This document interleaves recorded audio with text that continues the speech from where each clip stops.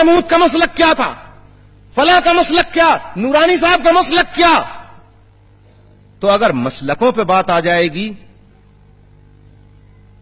میاں میں کہتا ہوں سب کے مسلک، سب کے مذہب محترم.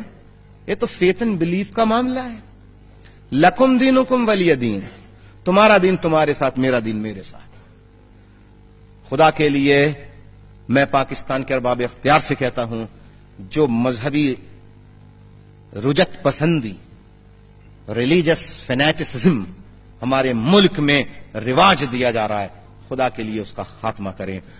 پاکستان کے اندر ریلیجس مائنورٹیز کو، وہ پاکستان کے سٹیزنز ہیں، اس کی بنیاد پہ خدا را ڈسکریمنیٹ نہ کیا جائے، no matter what believe they have.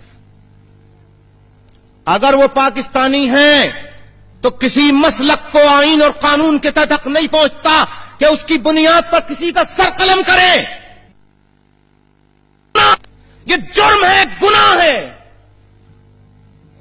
لہذا سنی ہو، شیعہ ہو، بریلی ہو،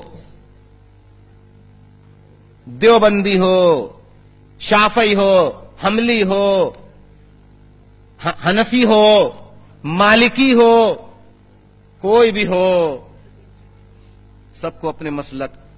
جہاں تک دیگر ہم جو مائنورٹی، ہندو، عیسائی، میں تو کہتا ہوں، کہتے ہیں کہ الطاف حسین نے کہیں لندن میں آ کے یہ مذہب تو اختیار نہیں کر لیا، لیکن مصیبت تو یہ سچ بات کہنا جرم ہے. میں تو کہتا ہوں کہ احمدیوں کو اس بنیاد پر کہ یہ احمدی ہیں مارنے کا کسی پاکستانی کو حق نہیں.